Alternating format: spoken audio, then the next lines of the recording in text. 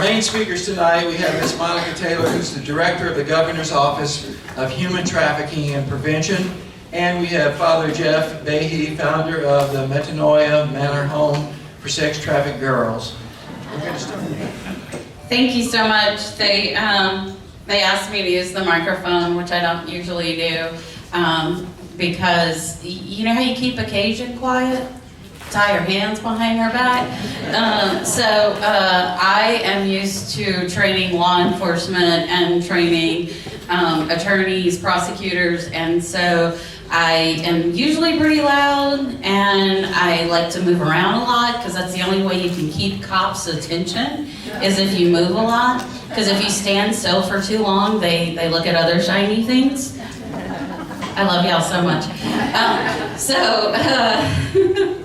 But my name is Monica Taylor, and I am the Governor's Director of Human Trafficking Prevention. I've been in this position since January 5th at noon when he took office, but I worked in the governor, before he was governor and he was Attorney General, I worked in his office for 8 years, training law enforcement and the community on human trafficking, sexual assault, and domestic violence. This is my area of expertise. I've been involved in lobbying for DNA, stronger laws in the use of DNA in crimes, and sexual assault, domestic violence, and human trafficking for a little over 22 years. I know you can't believe it. I look like I'm 25. I started when I was 5 years old. It's a crazy, crazy thing. But I'm super excited to be here tonight. I want to tell you guys a little bit about our office. We have a fantastic staff who is incredibly passionate about this issue and do great work. One of the things that we do is we head up the Human Trafficking Prevention Commission and Advisory Board, and I would be remiss if I didn't tell y'all that DA Russell serves on that commission. I see that she's here, and she is fantastic. Thank you. Y'all are very lucky to have her in this area. She is a great representative of y'all's. She serves on that commission for me and does incredible work there. But one of the big things that our office does is that, and there was a piece of legislation passed a few years ago that was called Act 662, which is sort of how we refer to it, as policy people. Starting January 1st of 2023, DCFS, which is the Department of Children and Family Services, their hotline. So this is the regular hotline that anybody would call to report child abuse against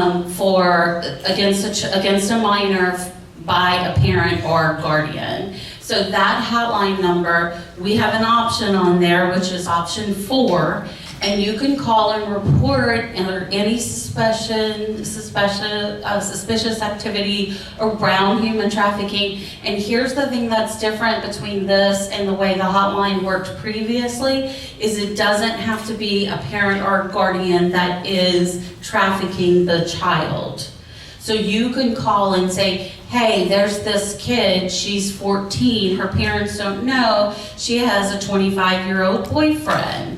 And but we saw them hanging out at the truck stop, and that's really weird, and she referred to him as a boyfriend, and so we think maybe it should be checked out. So those are the kinds of things that you can call in. So it doesn't have to be a parent or a guardian that you're reporting, which is a little bit different. And what it does is it goes to Louisiana State Police, and they filter it down to your local law enforcement. And then it also goes to something that we call a care coordinator. And our care coordinators are throughout the state. We have 17 of them in the state of Louisiana. And these are advocates who work with local law enforcement, DA's offices, services in the area, medical professionals to try and provide services to victims of human trafficking. So we hear a lot about, there's all this idea of what is human trafficking, what that looks like, there's the movies and all those things. But I'm here to tell you what we know from the data, and I'm going to get into the data in just a second. What we do know is that the main 2 types of trafficking in Louisiana, 46% of all cases that we have reported are familial trafficking, which means it is a family member who was trafficking a child. 46% of reported cases in Louisiana are a family member. It could be an uncle, it could be a stepfather, it could be a brother, it could be a sister, it could be a parent. It's a wide variety of things, okay? Sometimes it's a mother who doesn't understand because she was trafficked herself, and that's the only thing she knows, and so it's generational. And we're starting to see more and more of that as well. 38% of that is what we call the boyfriend. So that is a 25-year-old, a 30-year-old man who is dating a 13-year-old. I do a lot of presentations, or I did when I was at the Attorney General's office, to high school students, and I'm like, because you're 13 and that 30-year-old man is showing interest in you, that is not impressive. It doesn't say anything about you being mature. It talks about the fact that he can't get a 30-year-old woman, or a 25-year-old woman, or a 20-year-old woman, or an 18-year-old woman. He cannot manipulate them into doing everything that he wants. And so you should not be flattered by that. And I think we have to have those honest conversations with our children so that they're not falling for it. So I do want to give you some of the data. This is our statewide data from our report in 2023. So according to our data, we do have some duplicates in this data, right? So there's no way to really filter out those duplicates. But we have just over 1,700 people who were served, who were either confirmed or suspected of being victims of human trafficking. So that is 1,743 people who some way touched the system and said, I was a victim of human trafficking. Now, some of those people were currently victims. Some of those people were victims 10 years ago and were reaching out and realized, you know what? When my uncle did this to me, I was a victim of human trafficking. When he did that to me 20 years ago, I was a victim of human trafficking. I want help now because my trauma is coming up in my life every day and I'm doing things. So we had 720 that were actually confirmed cases, and we had 895 that were suspected cases in the state. In 2023, 60 of the 64 parishes reported at least one instance of a victim being served for human trafficking. So you may be saying, okay, that's a lot of victims. Where are the arrests?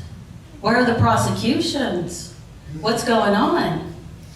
Well, if you compare victims to arrest to prosecutions, you are comparing apples to oranges to bananas. They are not the same thing, and they are not the same numbers. And there's a wide variety of reasons why that 1,700 doesn't equal 1,700 arrests. And there's a wide variety of reasons of why that doesn't equal 1,700 prosecutions. It's not really the way that this works. And so you can't put that in the same category. These are notoriously hard cases, not only to work, but to identify and to make arrest on, much less prosecute. Of those that reported, that we dealt with, that were in our report, 84% were female and 12 were males. So we do see a lot of males. We especially see males who are LGBTQ+. We see a lot of those males who end up getting involved in this as well. So we see a lot of that. For age, 83% were under the age of 17. We're 17 or under. So in the state of Louisiana, there is no law to charge someone under the age of 17 with soliciting sex. So if you are 16 years old and you are participating in a commercial sex act, someone is giving you money to have sex with them. That is human trafficking. We think of human trafficking as a triangle, right? You think there's a trafficker, a victim, and a buyer. But that's not always the case. Because if you are under the age of 18 and someone is giving you something to have sex with them, that is a commercial sex act, and that is human trafficking. Because they do not own the consent to participate in a commercial sex act. Do y'all understand that, what I'm saying there? Right? So we see cases, we have these conversations. These are really hard to prove. These are really hard to get a jury to understand that you have a 35-year-old who is having sex with a 13-year-old, and that they are buying them coins on a video game every time they have sex. That's human trafficking. And that is so hard to get a jury to understand and to prosecute. That's one of the reasons why we're having some of the issues that we're having. It's very easy to charge them with, not easy, nothing's easy to charge them with, we're talking about these cases.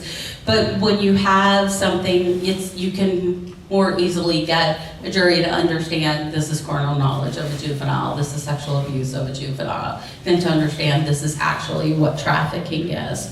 The other thing is that 44% are African American and 39% are white. So this is not really a racial issue. This crosses racial boundaries. In Louisiana, we see more sex trafficking than we see labor trafficking, but we are starting to see some more labor trafficking in the state. How am I doing on time? You got a good 5 minutes left. Oh, I better hurry up. So I want to give y'all that number, and I can share it with the group so that y'all can put it on your Facebook and post it. But the hotline number for GCFS is 855-452-5437, and it's option 4. You can also go to the DCFS webpage and look up information on trafficking. If it is an adult, because adults can be human trafficking as well, and Louisiana has some of the strongest laws on adult human trafficking. So you do not have to prove what we call force, fraud, or coercion for anyone being trafficked between the ages of 18 and 21. And that is something that we've passed in Louisiana, and so that's a really strong law that we have. And so you can also call, and I can leave these numbers with you guys too. You can always call 911. If you ever think anyone is in immediate danger, you can always call 911. You can call the Louisiana State Police Fusion Center, or you can call the National Human Trafficking Hotline. And these are all places where you can report instances of trafficking. Additionally, if you want some additional information and a full list of different types of information, we have a website. It is humantrafficking.la.gov. Pretty easy to remember. And you can get a lot of information there, including victim services. So we have the 17 care coordinators in the area. We have a care coordinator that serves Terrebonne and Lafourche Parish, based out of Terrebonne Parish, Chief. But we do have a care coordinator who can, if you have another group, if you have a church group or any kind of group that would like a speaker, we have somebody, the care coordinator can come out and give a talk and give you signs of tips and things to look for and indicators and all of those types of things, as well as those things are on our website as well. Would you repeat the website? Yep. Human trafficking. There's a QR code that gets scanned right up there. Yes, and I have the QR code right here too. But it is humantrafficking.la.gov. You can scan that QR code. I also have the QR code here. If you can't get it to work for you from there, I have it up here. I'll leave it on the table and people can scan it on their way out. But there is a QR code on here that has more information as well. I severely underestimated the number of people who are going to be here tonight, and I did bring some of our indicator cards. So we do have some indicator cards here, and I can get you guys some more, so y'all can have them at your next meeting. But we also have, how do you identify what is considered force, fraud, or coercion, and what are some potential indicators. There used to be some things that we said all the time that have changed a little bit. So we used to say tattoos were a big one, right? Do y'all know how many 16-year-olds have tattoos now?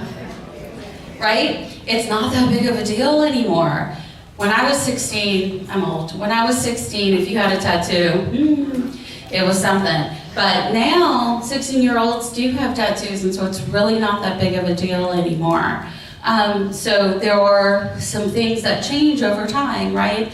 And so you have to kind of keep up with all the hip sayings and phrases. And I think I was teasing you the other day, Chief, right? About anybody in here have preteen boys?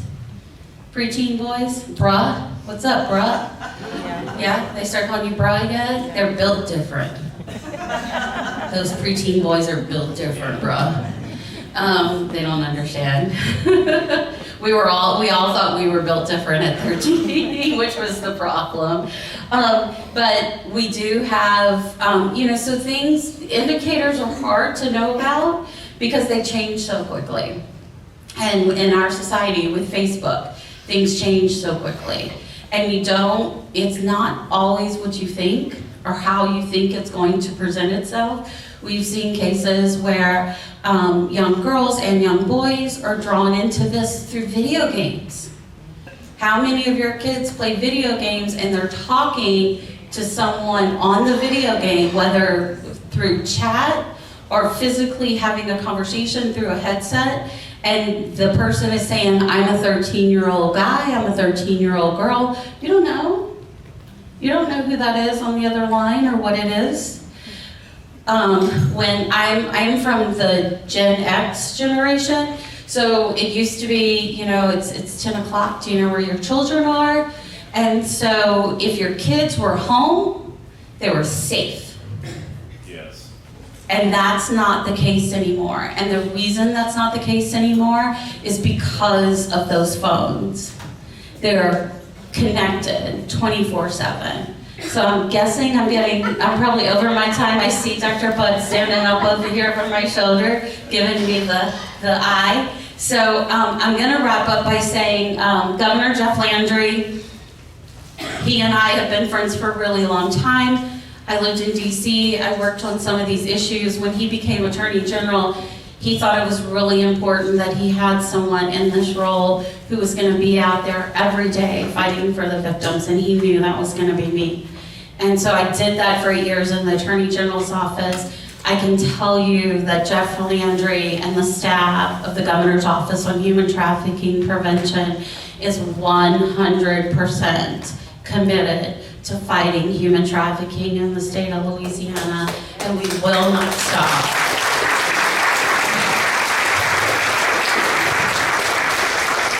We will not stop fighting for these victims. These victims are being trafficked, they're being sexually assaulted, they're being victims of domestic violence, and we will not stop going after the perpetrators who victimize them, and we will not stop supporting the issues that affect them and get them the trauma care that they need. So thank y'all very much. I'm gonna stop now, Dr. Bud. Cut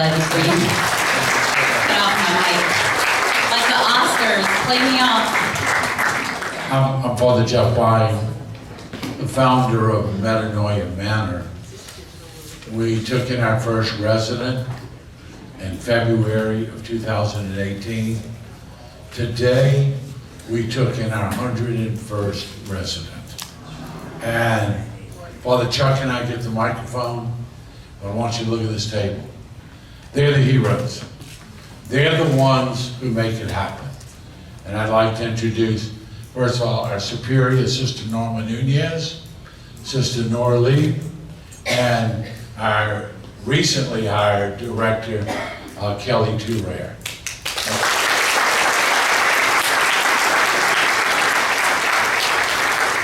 Father Chuck and I are like the pig and the chicken. They're walking down the street and they see a ham and egg breakfast. And the pig goes crazy. This is what, Barry, this day and time, I can't believe they do that. The chicken says, what's your problem? And the pig says, when you leave the eggs, you keep going. When I leave the ham, my butt's here to stay. They're the ones, 24/7. And so, whatever I say, whatever success I allude to, believe me, it's not me and Father Chuck. It's these wonderful sisters and our director who make this happen. First, we overlook evil. Then we permit evil.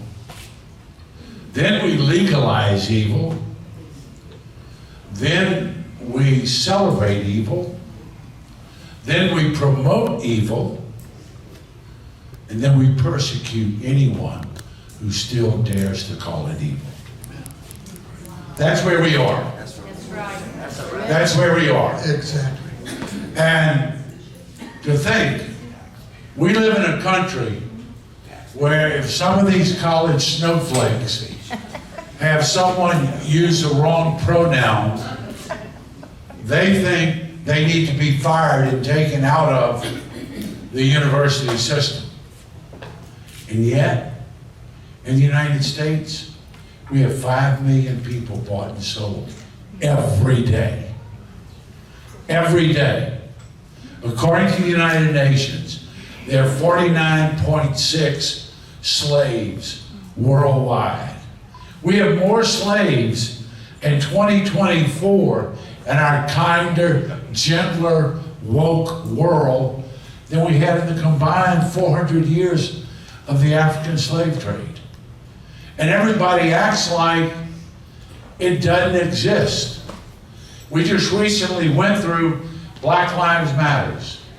And Black Lives Matters garnered $88 billion from corporate America. And you know what? If that $88 billion would have been invested in our underserved communities and given its children a greater opportunity to advance in life and more education, I would be shouting it from the rooftops and saying amen. But we give $88 billion to people who may have had ancestors who were slaves 7 or 8 generations ago. And this is how much we have for the 5 million slaves that are bought and sold in this country every year. We had a meeting in Washington. I met with the DOJ. I said, hey, you know, I'm licensed by the state of Louisiana. I run a juvenile facility, and we take care of children who've been victims of crime. Is there any money available? Well, let me ask you, Father, if someone is anatomically male, but self-identifies as female, will you take them in your shelter? I said, that's easy. The answer's not no, the answer's hell no. If you think I'm gonna let someone with male genitalia sleep next to teenage girls who've been repeatedly raped, you're crazy. Well, then you're not inclusive.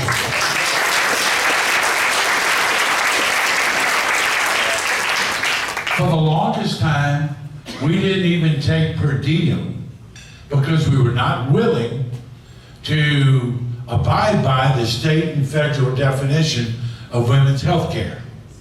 I'm not going to save one and kill another one. That's not the way it works. And recently, DCFS has been very good, and since we have to be licensed by the state, we don't have custody of the children, okay? The state has custody. We're a licensed provider, okay? But in doing that, they said, if you get into a situation where that is something the child wants, you can put it back in state care. We're not going to force you to violate your conscience. And I really appreciate that, because Father Chuck and I did a sweep in 7 cities in California last summer. And let me tell you, I mean, we didn't bring our passport, But I mean, that's another country. Anything faith-based out there, according to elected officials, is terrible. Now let me tell you what these wonderful sisters and our director do. We've had 100 children, 101 as of today. And these children, and Monica was talking about 46%, and that's correct. We're a little bit higher than the national average of 42%. But of the children we receive, it's probably over 60% of our children have been trafficked by their primary caregiver. And think about it. Looking at the age of people here, you're either parents or grandparents, right?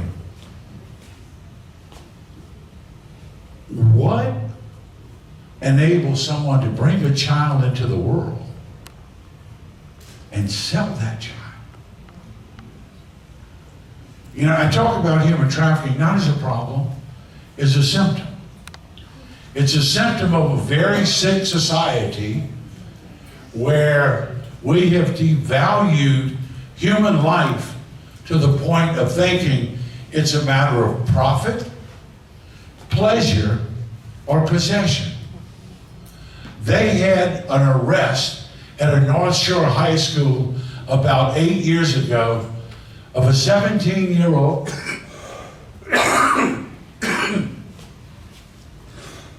Bless you, I'm Father. allergic to Father Chop.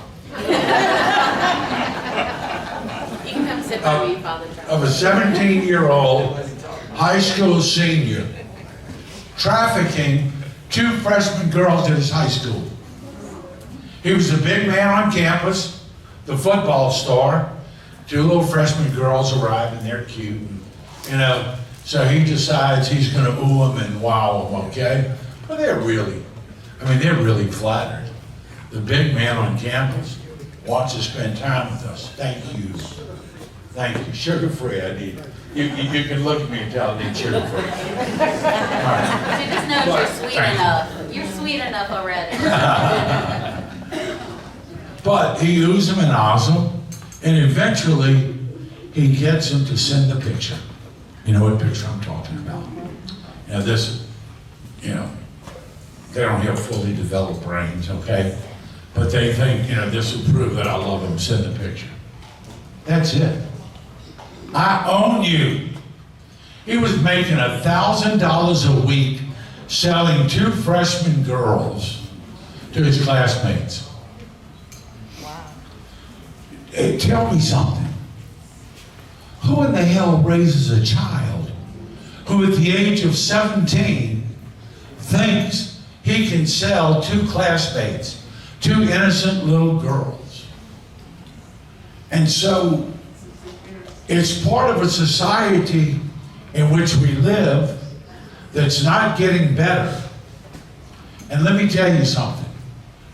Online pornography is $152 billion a year industry.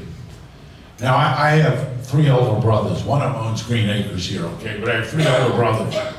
And when I was, you know, getting curious, I had to work for it, but I found the Playboys in the top of the closet, okay? I found them. But that is not what kids are doing today. This is what kids are doing today. As Catholic priests, we can tell you the male population between 10 and 90 is about 70% dealing with pornography. And one of the things I do is I say, you have children? You have grandchildren? I want you to put that picture on your screensaver. And next time you go to access your entertainment, I want you to look at their little faces and wonder how you would feel if they're the star of the next show you're getting ready to watch. Because they are someone's child. They are someone's son, daughter. No one looks at porn and says, gee, I wonder if she's made her confirmation yet. That's not what we do. We've objectified. They're simply there for my pleasure. And guys, porn is our problem, okay? You know, that's why Danielle Steele has 1,000 romance novels. But guys, it's visual. And we need to step up. We need to man up, and we need to teach our sons the value, the dignity, and the inherent worth of women. They're not objects. They're very sacred people who offer us life. And that's one of the things when people say, what can I do? Man up and teach your sons to respect women as beautiful creatures of God, made in His image and likeness, who are a gift to us, and not someone simply there for our pleasure. Now let me tell you a little bit about some of what we do. She arrived, okay, I'm gonna give you 5 minutes. She arrived, and she had just turned 16. She's out of the gangs in New Orleans East.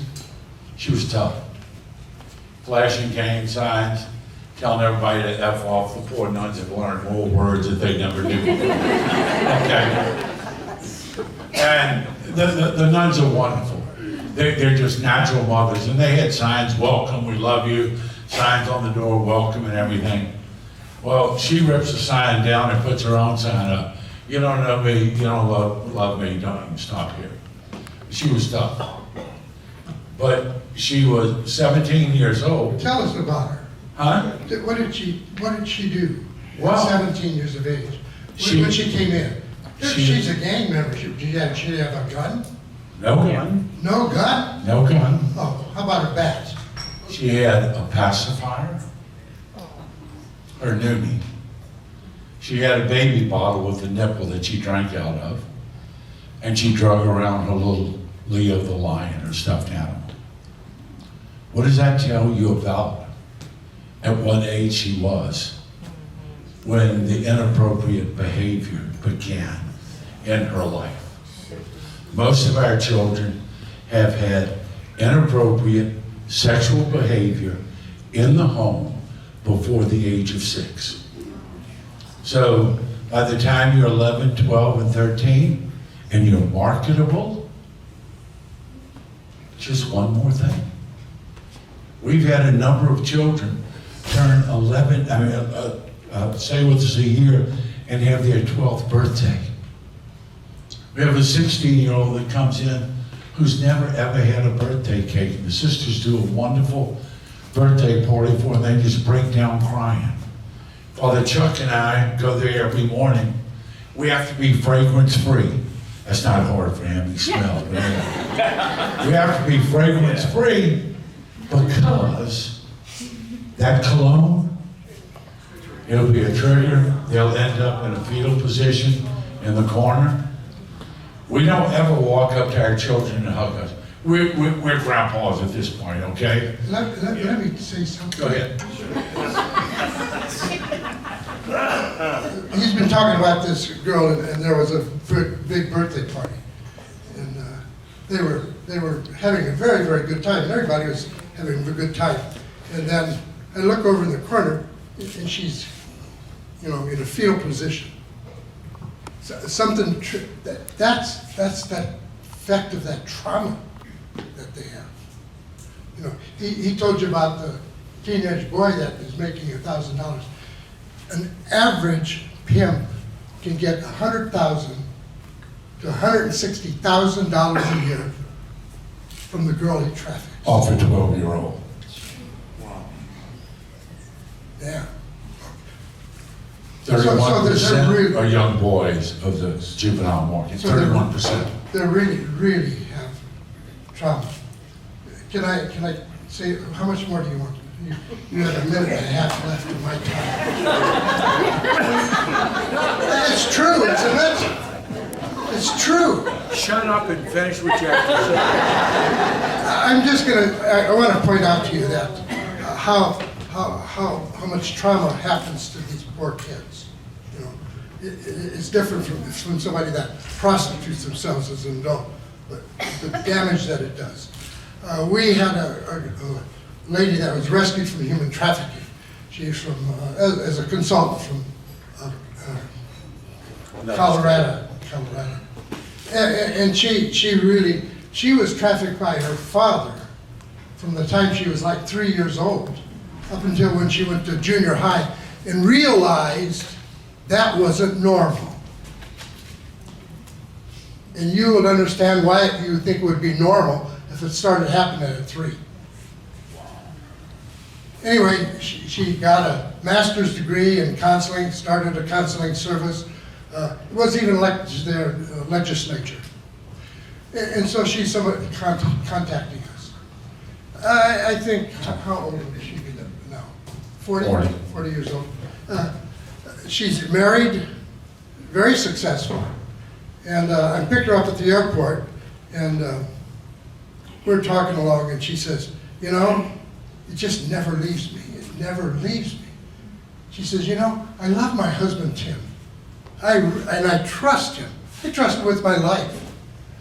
But when we had little Ann, a baby girl, and when Tim was giving her a bath, I walked back and forth, crossed the door, looking in at him. Yeah. Biggest success you will ever want to find for a human trafficking victim. But think about that. Think about that. I can tell you, we're pretty much self-funded. It takes us $900,000 a year to take care of our kids. We'll have kids 16 years old, they've never seen a primary care physician. They've never seen a dentist. They've never seen a gynecologist, and you can imagine with what's happened to them, the needs of these kids, these wonderful nuns. I mean, teach them how to brush their teeth, teach them about feminine hygiene and everything like that. Washing clothes, cleaning the Yeah, room. life skills. Life skills. You know, learn how to cook, learn how to clean, take care of yourself, dress, comb your hair, all the different things that a mother teaches their daughter. Okay? And my microphone just went, no it didn't. Oh. All right. Oh. But anyway, so these are some brochures up here, and they're available. Kelly and Sister Norma and Sister Norley are available for you to talk and ask questions. Any help you want to give us, we certainly appreciate it. We're very hard to keep our kids. And just a little side note, currently Father Chuck and I are working we've opened in Boston. We're working in Philadelphia, Charleston, Naples, Florida, Tomball, Texas, Fort Worth, San Angelo, and Denver. We're trying to replicate this model, the sister care model. One of the things we didn't tell you is for the 5 million people who are trafficked every year in the United States, we have less than 1,000 beds. But at the same time, we have more than 5,000 animal rescue shelters, each one holding 100 to 1,000 animals. And for $19 a month, no puppy deserves to live like this. For all you PETA people, I have nothing against your puppies and kittens, but human beings don't deserve to live like this. And so we're donor driven, and now we're open for questions. But You forgot to say this is the best state, though. oh, listen, we have had more legislation passed in this state for anti-trafficking measures. And that doesn't mean we're perfect, and I'm looking at our DA, because the DAs blame the judges blame the DAs, and we need to get a lot better at prosecution. We need to get a lot better, not only for the trafficker, but for the consumer. If you're 40 years old and you're having sex with a 13-year-old, your butt ought to be in jail for a very long time. Tell him what Kelly's dad. The lady I told you about, for traffic from 3 to, tell what, Tell about what? he was, Oh, yeah. 29. The lady was trafficked by her dad from the age of 2. When she got to high school, she realized it wasn't right. Yep. She reported him. He got charged with 29 counts. He Convicted got on convicted 27 on 27. and spent 2 months in jail. Our system's broken. Yeah, but it's getting better. It really is. We're working at it. And good people like your DA, and I can't say enough because she's part of our, Christine Russell has been absolutely wonderful. So Christine, thanks for all you do. How do you make it safe for a victim to ask for help in our community? So the biggest thing with a victim is that you need to give them choices, because you have to remember that all of their choices have been taken away from them, and you have to let them tell you what they want to tell you at their own pace. So you never want to ask a lot of questions where you're asking for any kind of details about anything that has happened. That's going to be something for law enforcement and prosecutors to talk about and ask about. You don't want to do that. You also want to, so one of the things we say is, you know, it's the little choices, right, that can make a difference. If you say, oh, do you want something to drink? Give them a choice. Do you want a cola or an orange soda? Where do you live? Most of them won't know. They're not allowed to speak for themselves, okay? But you saw in the video, 2 of those were our children. I found out their story when I saw the video.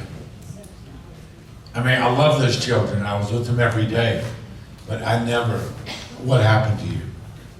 That's not my business. When she wants me to know it, she'll tell me.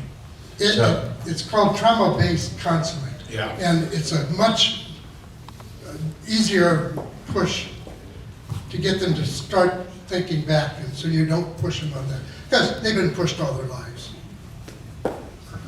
Another question we have, and I'll let whoever decides the best one to answer it, and I hope I say this right. How do we get rid of NAMBLA? Ambula. NAMBLA. It's a recruitment. North American Man Boy Love Association. Yeah.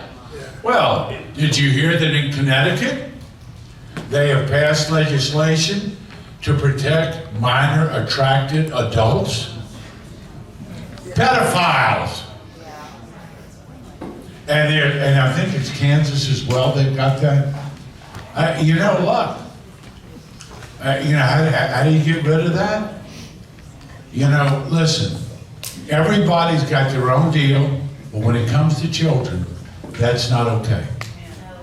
When you're an adult and you want to swing from the chandeliers, go ahead. When it comes to children, you know, it's in the political process. It's in the political process. You know, and is it supported by taxpayer dollars? Yes, it is. Well, then, you know, then the people can change that are the people who represent us. Not in Louisiana. No. This is national. Huh? That's national. Yeah, I know. Is a Congress appropriated deal? Adam Schiff Surprise. appropriates a lot of money towards that sick organization. Oh, yeah. Oh, look, you want to talk about that? How come that they never released a manifest for people going to Jeffrey Epstein's pedophile island? Because they got a D-body name there, Democrat. How come, well, it's in all parties, but how come we don't know who's on P. Diddy's party list? Now, listen, I'm a priest. We know what we've been through. Every priest who's ever touched a child has been front page, time and time again, year after year. If they're guilty, I have no problem with that. You know, if they've done it, I have no problem with exposing them. How come the higher-ups don't get exposed? Who's protecting them? All right, another question I have is, years ago there was a show, Dateline, that used a sting operation to set up arrest criminals who preyed on underage girls. It seemed very successful. Does our state use this tactic now? Yeah, we've been involved in some of those. State police, you know, does that. A while back, there was a website called Backpage.com. You can go on Backpage.com and say, I'm in Check Bay, and I'm looking for company. And within 5 minutes, you literally have hundreds of young girls and or boys who do, depending on what you're looking for. and they'd be in various stages of undress, talk about what they do, what they offer, and how much it costs. That was taken down by Congresswoman Ann Wagner and had Donald Trump sign a bill outlawing the back page escort service. But they found new ways. I'm just not up on the newest way, but to get trafficked online, there are plenty of ways. So, do you guys ever see that? I don't particularly care for spiders. Anybody ever see that video where like the guy kills the spider and like 100 spiders run out of the spider? That's kind of what happened when we shut down Backpage. There are now hundreds more. Ask me the question again. There was something when you asked it that triggered. I wanted to talk about what our law enforcement does. Sting operation. Sting operations. So there is something, especially when we're talking about children, there's something in the United States called NCMEC, which is the National Database of Missing and Exploited Children. And so in the Attorney General's office, they operate something called the ICAT unit for the state of Louisiana, which is Internet Crimes Against Children. And we see a lot of human trafficking starting there, as well as pornography of children. We do not, in the Attorney General's office, they didn't run a lot of sting operations. Your local law enforcement will occasionally run sting operations, is kind of what they're called. But to be really 100% honest, you guys all know we have a crisis in law enforcement in this country. We are in the state. As a matter of fact, the governor issued an emergency order, one of the very first ones that he did to make it easier to hire law enforcement agents in the state. And so we do not have the manpower to run the sting operations the way we would like to. We do follow up the tips that come into state police headquarters and NCMEC through ICAT unit, and those do get filtered down to local law enforcement, but it takes all of their manpower or woman power, as the case may be sometimes, their staff power to just go after the tips and the things that they get online. I will also say that you have to understand that law enforcement agents who do this type of work get burned out very quickly. Prosecutors as well who do this work get burned out very, very quickly, because can you imagine you have to sit across from this perpetrator and look at them in the eyes and say, I get it. You're trying to get them to confess, and you say, I get it. You know, she's 10. She knew what she was doing. She came on to you. Can you imagine that you have to say that to get them to confess to you, so you don't have to put that child on the stand to prosecute that person? And that's what our law enforcement agents do this. The ones who do this are prosecutors, our investigators who deal with these cases really have been touched by God. Because they all have a passion for it. And so the sting operations don't happen as much as we would like to see them happen, but we do follow up on every single tip that comes in, either through the DCF hotline, the Fusion Center with LSP, the National Human Trafficking Prevention Hotline, or NCMEC. Thank you. You know, another question is, we've got a room full of parents and grandparents. Oh, And let you me say alluded to something to this. that. Okay, go ahead. If you have a child who lives in your home and has a cell phone, do not let that child take that phone to his bedroom at night. They've got a whole new thing coming out called sextortion.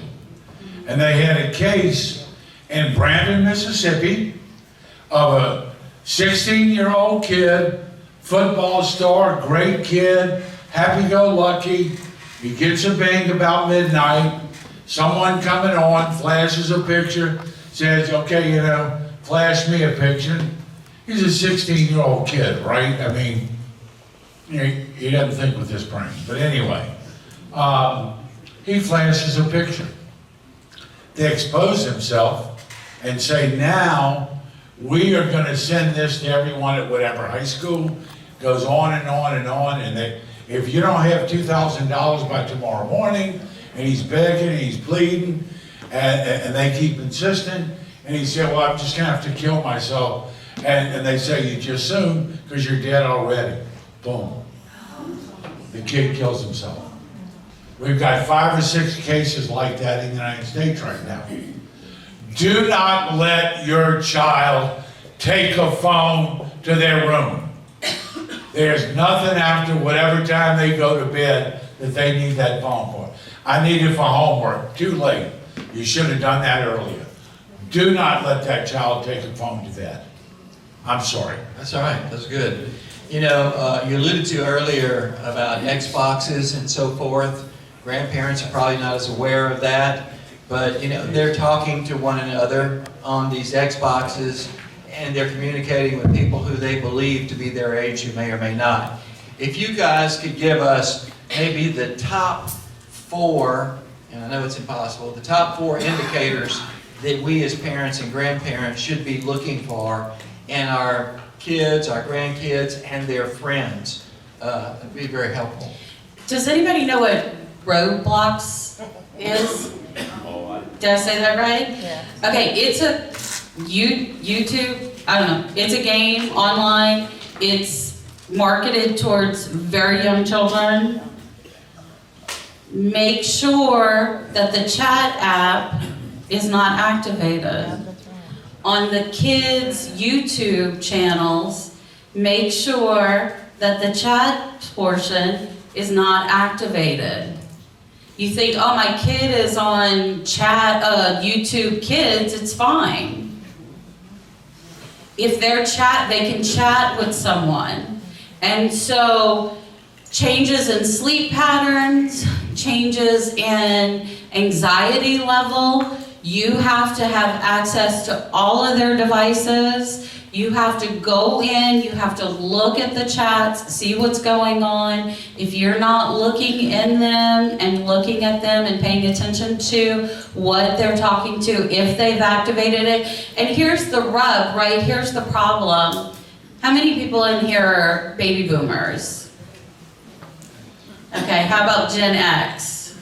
Okay, so I'm really talking to y'all and some of the older millennials maybe. These kids know way more about computers than we do. Way more than we do. And the thing is that you have got to teach yourself and you've got to learn. But when you start seeing differences in eating patterns, anxiety, when their phone dings, or when they do get a message and they get anxious or they get nervous, these are indicators that you need to start looking into what they're doing. And it doesn't, a personality change. Yeah. It doesn't necessarily have to be the social media apps. It can be on Xbox, it can be on these handheld games, it can be on YouTube Kids, all of these different things that are connected to the internet. How many of you parents would allow a man you don't know in his 40s to come to your front door and go into your 13-year-old son's room and play games with him? Not me. Well, That's what happens when most young boys are trafficked through gaming apps. Hey dude, you're really cool, you know, let's hang out, let's do this, let's meet at McDonald's. You never see him again. There was an actual case in Louisiana, a young boy from Slidell who was about 3-4 years ago was kidnapped. He thought he was meeting up with a 16-year-old, and luckily he had told a friend of his what was going on.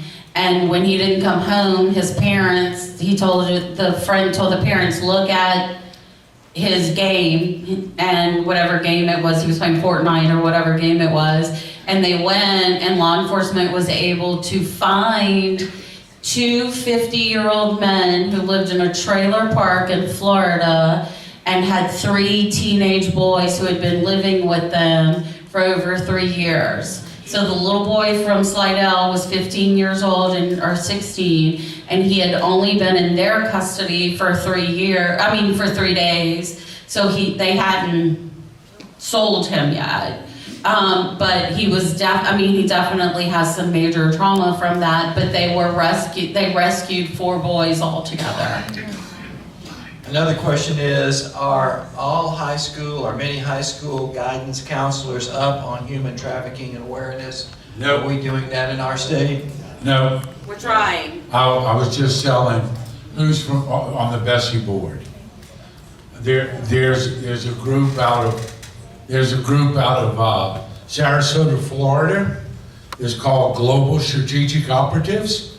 That along with the University of Michigan and St. Louis U have developed a scope and sequence, K through 12. It's Christian based, and it's age appropriate warning education about human trafficking. And we need to do it.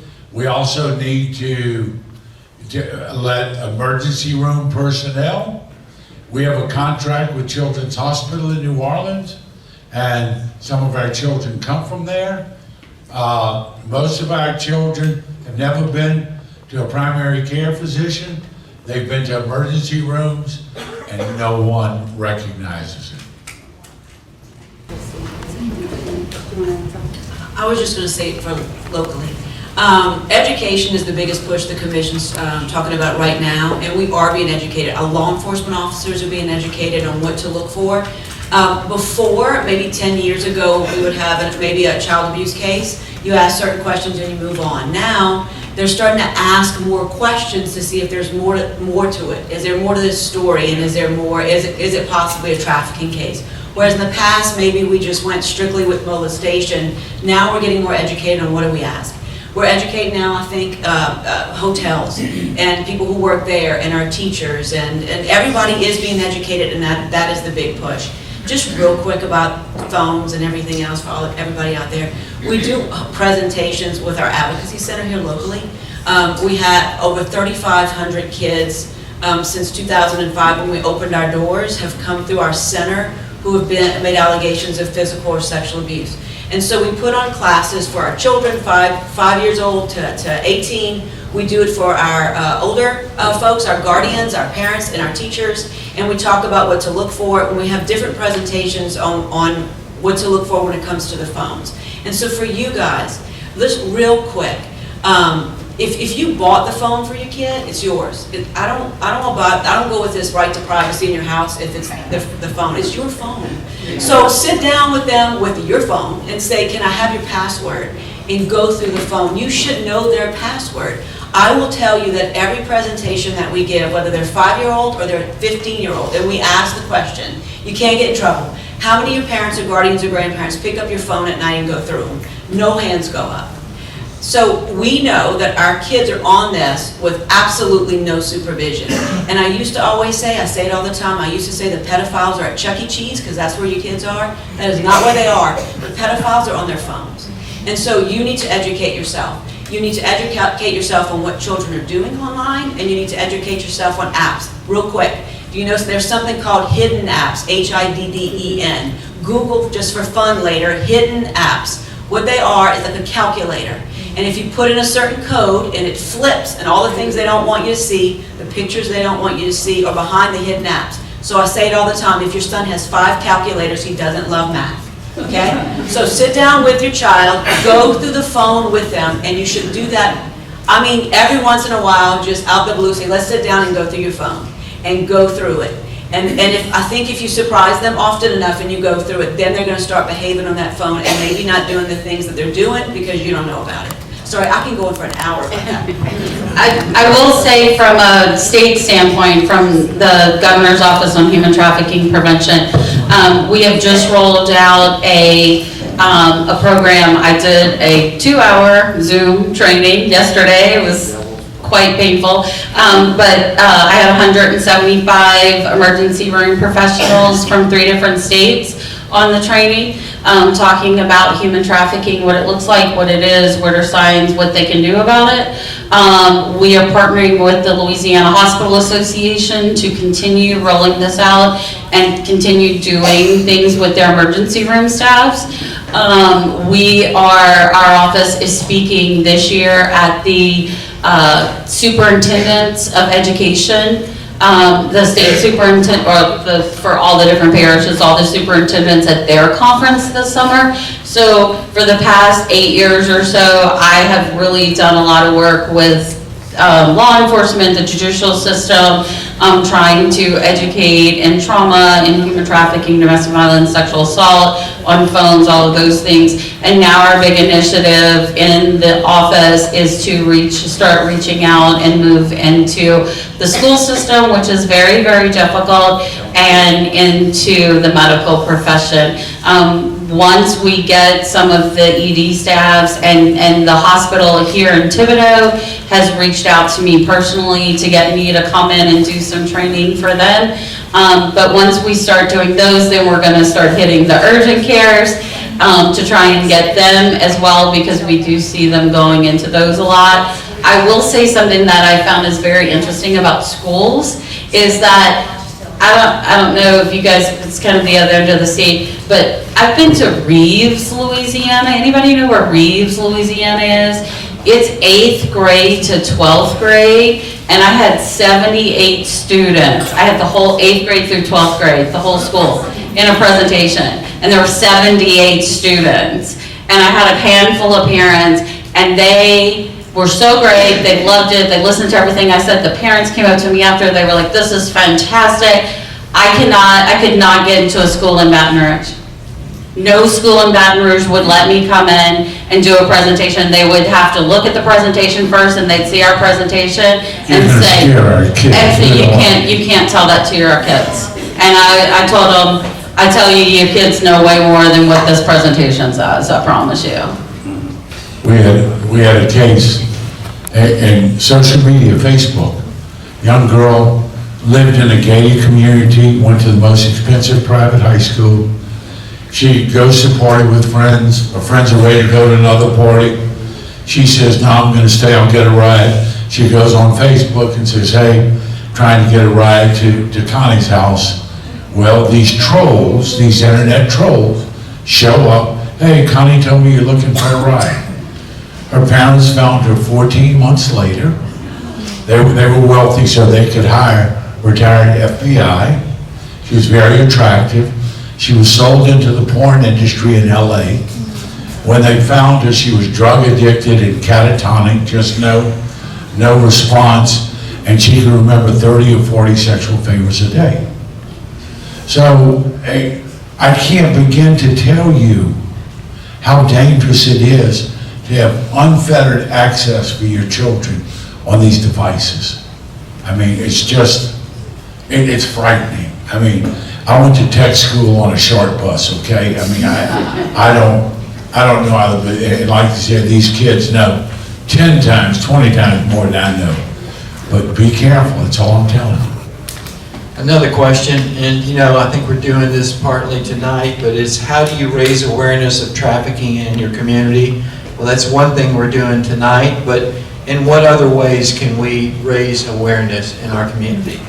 So we have, if you have other groups, you have church groups, neighborhood associations, any civic groups, any of those kind of groups at all. The way that we got into the Superintendent's Association is through Rotary.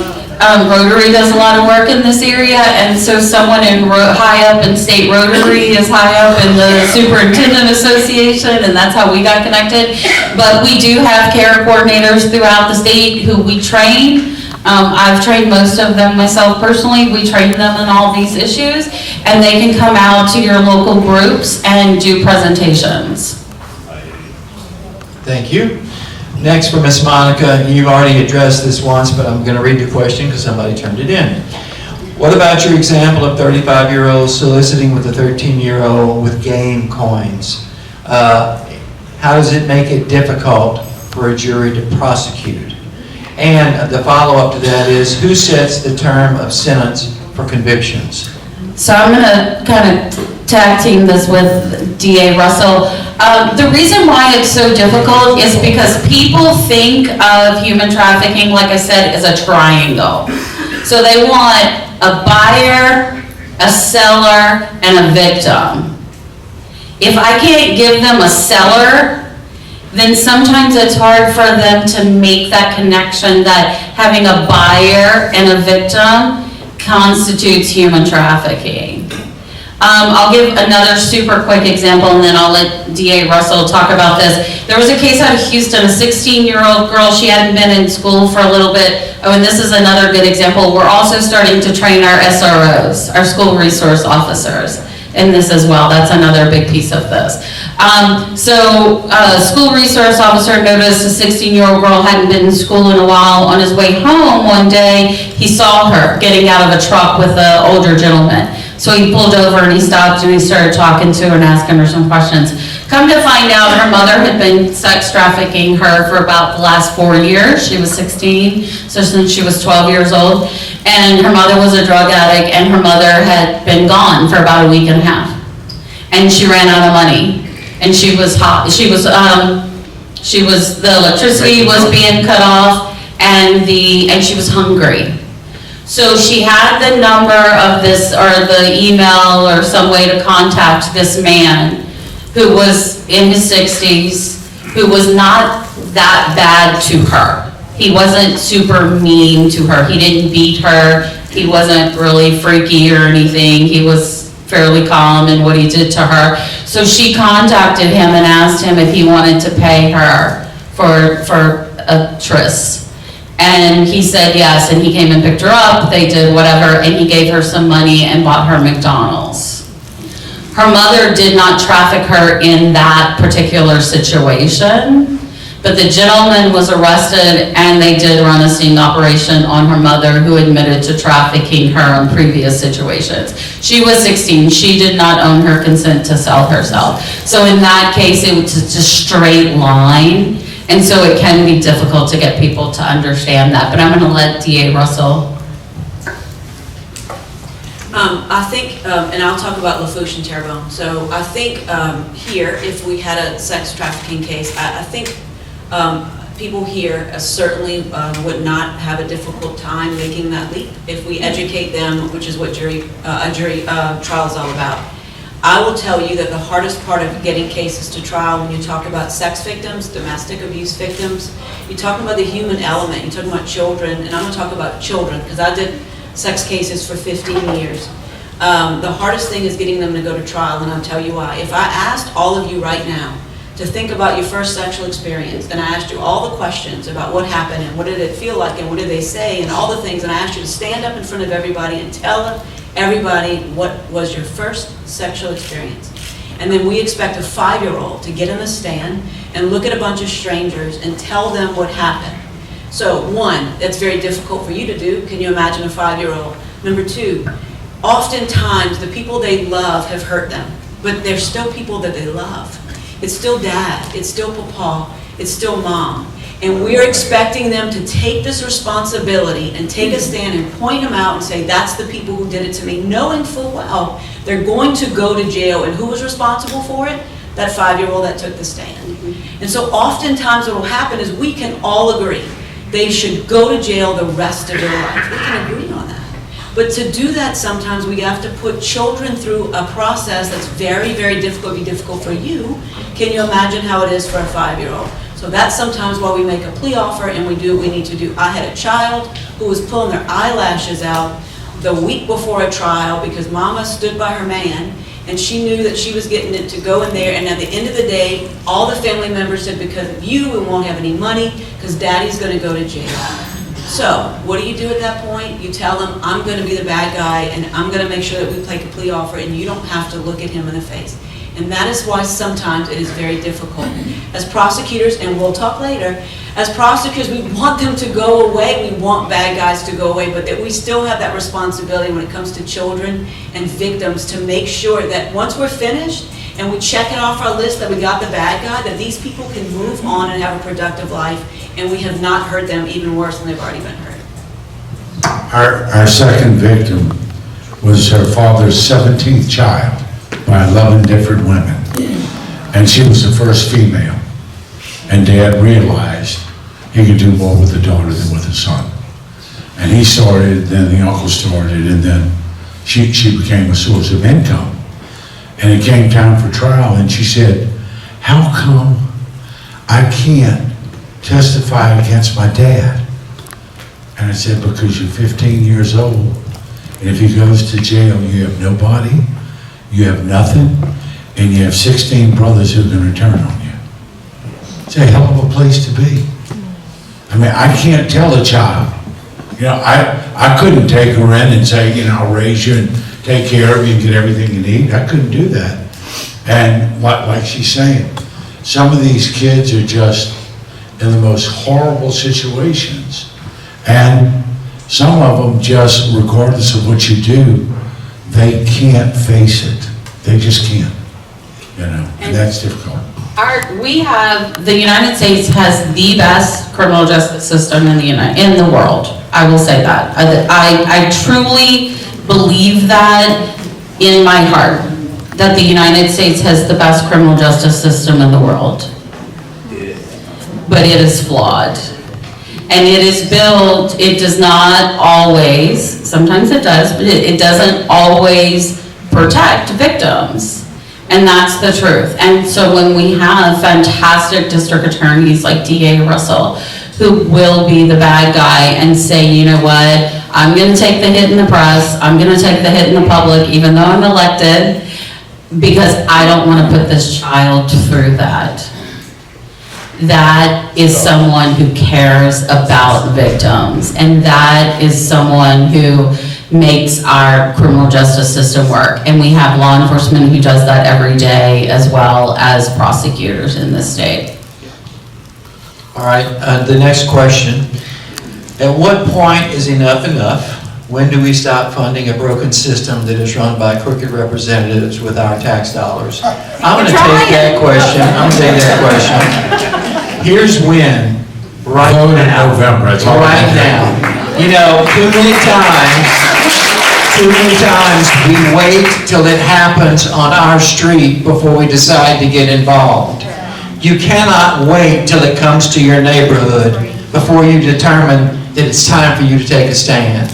You need to take a stand now, and we have a wonderful legislative committee as part of We the People who keeps up with the legislation that's going before our state and can help and has opened doors to our representatives and our local senators where you have access to them to let them know what's important to you. And it is important to protect these children before the fact, not after the fact. So the question is, now is the answer. The only thing I would say to that is I think a lot of people, I have to say this, I think a lot of people would say we started last October when we elected Jeff Landry as governor of the state. And I believe in the last 100 or so days, he has proven by having a criminal justice special session on criminal justice, by some of the laws that he has passed this session and are still passing and signing into law this session. The fact that he is fighting legislators, he is holding their feet to the fire, not backing down from them. He has done more in the first 100 days than any governor that I can remember, and believe me, I know because I've been there working my tail off alongside him as well. He has worked tirelessly for the state, and he's going to keep doing that, and he's trying to do it by calling the Constitutional Convention. And so I think in Louisiana at least, we've started already. You guys have started by being here. You guys have started by having this group. But I also think voters started in Louisiana when they went to the polls in October and elected him outright in a very crowded field, not having to go into a runoff. I think it was a clear message then. Yes. The next question I have is, when meeting with school supers, will you come out with new videos for training for the entire staff and students? Florida has this as part of their curriculum, and this person said, I'm on the school board, so. We've got to get in there first. We've got to get in the door first, and we are working on creating content for that. We're working with some different, we work with a lot of survivors to tell us what is things to look for, what are signs, what are things that we should be saying and not saying. So we take our survivor council very, very seriously, and listen to what they have to say. So we are working with them to do those kinds of things, yes. You'd be surprised how many people want to spare their children education about this. Oh, no, this is too, you know, I mean, this will scare them. Well, they ought to be scared, because the boogerman's out there, I need to tell you. They need to be scared, but, I mean, I'm talking about Catholic schools as well. Oh, no, we don't, you know, that'll scare them, we don't want that. Thank you. This is for Christine. Where can our children's grandchildren and their parents attend these seminars you mentioned? You give, and are they open to the public? These notes are really written almost as bad as I'm writing. Anyway. So our office partners with the Children's Advocacy Center. I'm the director of that, and the district attorney. So the forensic interviewer who's there. Since 2005, we have been putting on presentations. All you have to do is call the office, and I will arrange for it. We have over 30 presentations, depending on who our audience is. We have been to every single school and probably every class over the past 10, 15 years trying to educate. And then we have parent presentations at night that we invite people to. And usually we get 5 to 10 parents who show up.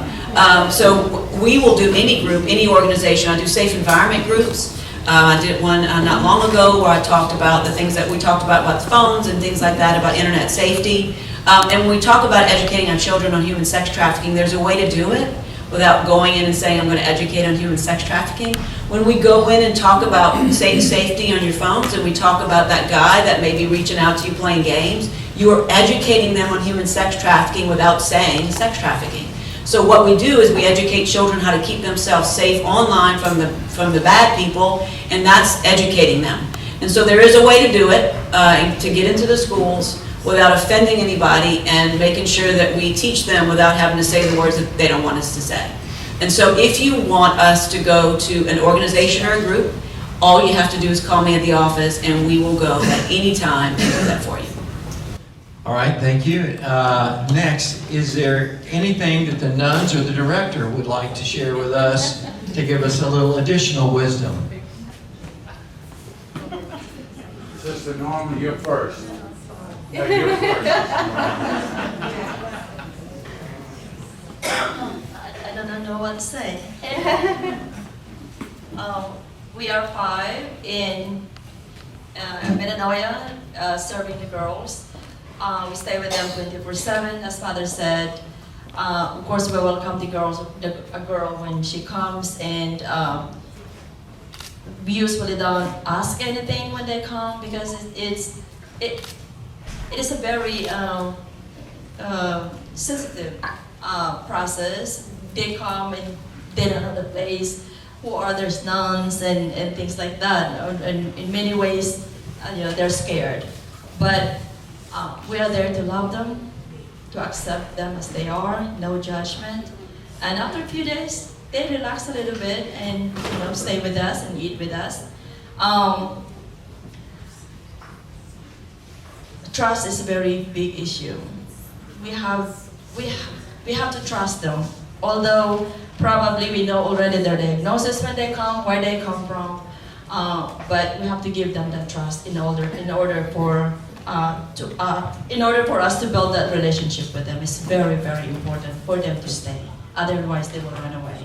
But we love them as they are, wherever they come from, Florida, Alabama, or Michigan, New Orleans, very famous. We love them as they are. So, thank you. Kelly will tell you what the program we provide.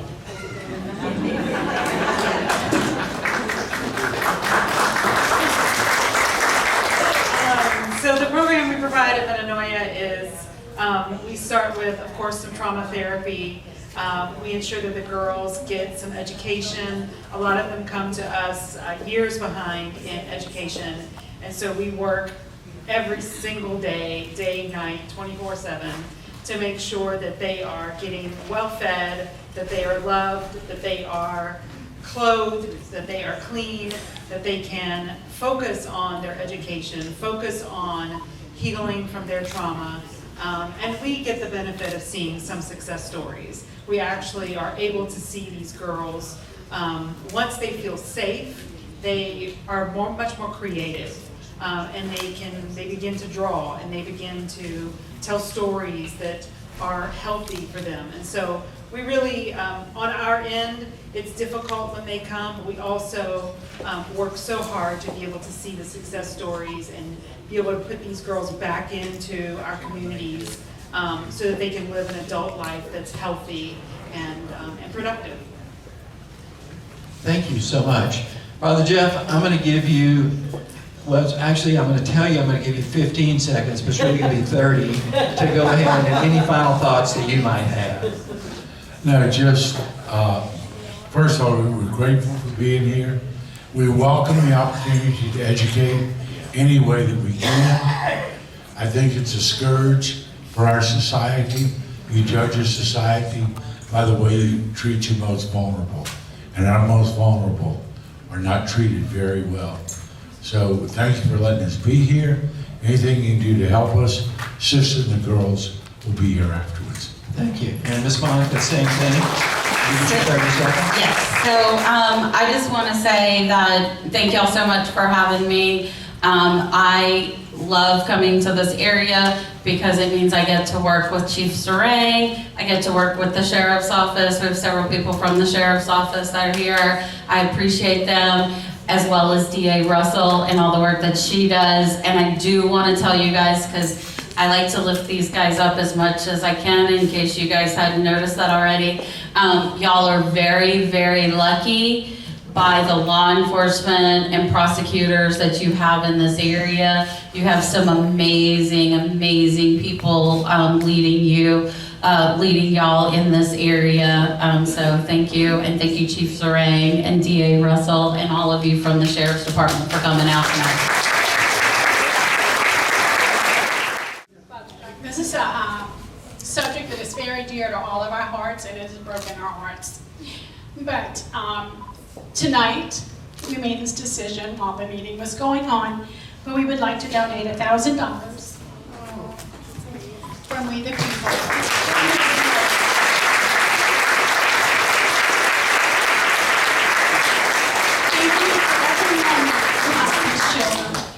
Have fun bringing that to the bank.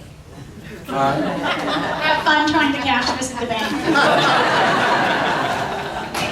Thank you, and thank you for coming. This is a very difficult subject. And I mean, every meeting that we have covers very important information, so please keep us in mind in the climate of our country today, because we do follow Christ and we speak truth. Those are our two goals, and we inform our community. Thank you, God bless you, and you have a nice night.